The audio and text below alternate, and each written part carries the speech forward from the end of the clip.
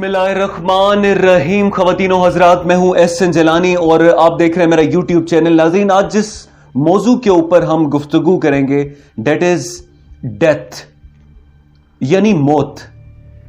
ख़वातीनो हज़रात, ये जो डेथ है इसको एब्सोल्यूट रियलिटी कहते हैं। यानी इस चीज के ऊपर किसी को डाउट हो सकता है कि वो कल बिजनेस करेगा या जॉब करेगा। इस चीज के ऊपर किसी को डाउट हो सकता है कि वो अपने आप को कहां एस्टेब्लिश करेगा। इस चीज के ऊपर किसी को डाउट हो सकता है कि उसने कौन सा पेशा इख्तियार करना है। बट डेथ एक ऐसी रियलिटी है जिसके ऊपर किसी को कोई डाउट नहीं है। अल्टीमेटली ये इंसान को जो है वो आके पकड़ लेती है। जहां तक मेडिकल साइंस का ताल्लुक है, मेडिकल साइंस इस डेथ के प्रोसेस को एक बड़े इंटरेस्टिंग तरीके से देखती है। ये प्रोसेस जो मैंने कहा है डेट इज वेरी इंपॉर्टेंट। ये प्रोसेस का वर्ड इसलिए यूज किया है कि death is a process, it is not an event. यानी ये कोई वाकया नहीं है, ये एक प्रोसेस है जो कि हो रहा है। इस वक्त मेरे जिस्म के अंदर millions upon millions if not billions of cells are dying, और इसको एपोप्टोसिस कहते हैं। बल्कि जो सेल्स जिनकी डेथ नहीं होती वो हमारे लिए नुकसानदेह बन जाते हैं। दो cells are called cancer cell, और इस डिजीज को कैंसर कहते हैं। यानी जिसमें ये डेथ प्रोसेस नहीं हो रहा होता। ये जो प्रोसेस है होते होते अल्टीमेटली एक स्टेज ऐसी आती है जिसमें एक इंसान के रिस्पिरेटरी सिस्टम और उसका सर्कुलेटरी सिस्टम, यानी उसके ये जो फेफड़ों का निजाम है और उसकी जो दिल का निजाम है, ये कंप्लीटली शट डाउन हो जाता है। That is called clinical death. उसके कुछ टाइम के बाद इंसान का जो ब्रेन स्टेम है, यानी ब्रेन के अंदर जो फंक्शनैलिटीज हैं, वो आहिस्ता आहिस्ता उसके यूनिट्स बंद होना शुरू हो जाते हैं। मेडिकली उसको कहते हैं बायोलॉजिकल डेथ। बायोलॉजिकल डेथ में इंसान पूरी तरह से अनकॉन्शियस हो जाता है। तीसरा स्टेप जो डेथ का है वो है मॉलिक्यूलर डेथ, जिसके बाद हमारे जो जिस्म के डिफरेंट ऑर्गन्स हैं और हमारी जो बोन्स होती हैं और आहिस्ता आहिस्ता डिकम्पोज होना शुरू हो जाती है। यहाँ पे एक बड़ा ही दिलचस्प क्वेश्चन रेज किया जाता है साइंस के अंदर, वो ये कि क्या कभी मौत को शिकस्त हो सकती है? कभी ऐसा हो सकता है कि इंसान इस डेथ को डिफीट कर दे साइंस के जरिए से? इस रिसर्च को ओवरऑल क्रायोनिक प्रिजर्वेशन कहते हैं। क्रायोनिक प्रिजर्वेशन क्या है? जो डेथ को डिफीट करने की कोशिश में है जो साइंटिस्ट, उनको हम क्रायोनिक्स कहते हैं। ये बात दुरुस्त है या गलत है, ये तो एक अलग डिबेट है, बट आप ये विजुअल देखें ताकि आपको इसकी बेसिक समझ आए। The process of cryopreservation begins once the patient is pronounced legally dead. The patient will be placed inside of an ice bath that's filled with water and ice. A pump will pump cold water over the patient's body and primarily the head to keep the brain cold.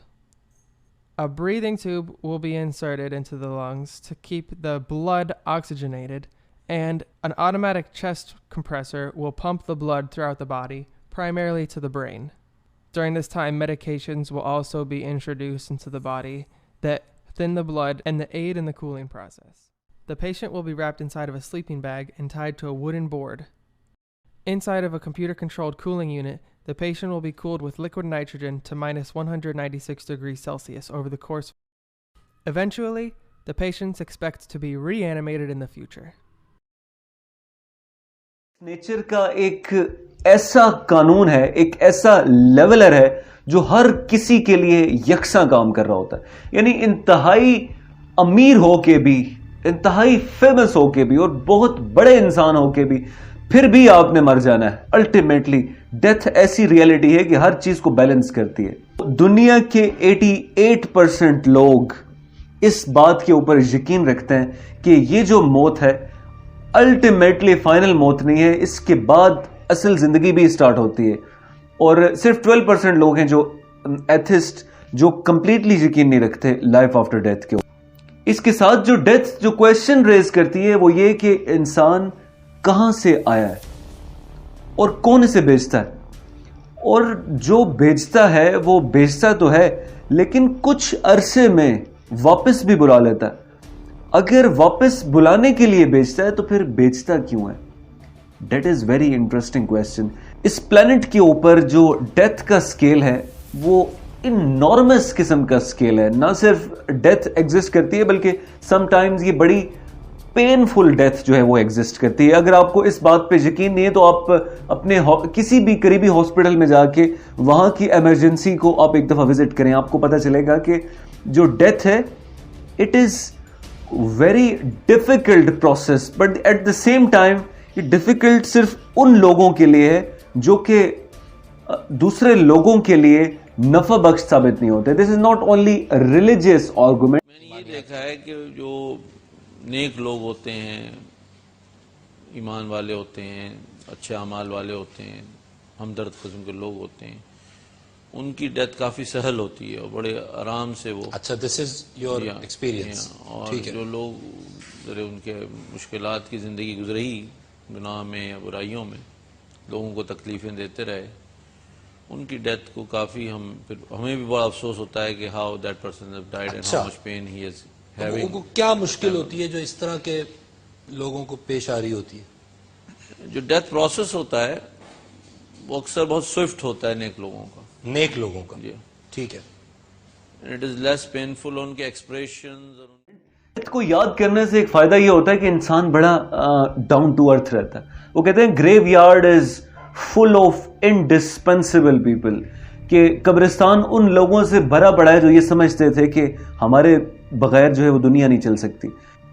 اگر موت کسی چیز کو نہیں ہے تو وہ آپ کے جو نیک اعمال ہیں ان کو نہیں ہے, آپ کی جو کائنڈ ڈیڈز ہیں, جو ایکٹس آف کائنڈنس جو آپ پرفارم کرتے ہیں ان کو نہیں ہے. کسی انسان کا کیا ہوا کام سوشلی جو کنٹریبیوٹ کر رہا ہے وہ ڈیتھ کا شکار نہیں ہوتا, باقی ہر چیز کو ڈیتھ ہے. اینڈ ٹو کوٹ احمد ندیم قاسمی, کون کہتا ہے کہ موت آئے گی تو میں مر جاؤں گا, میں تو دریا ہوں سمندر میں اتر جاؤں گا.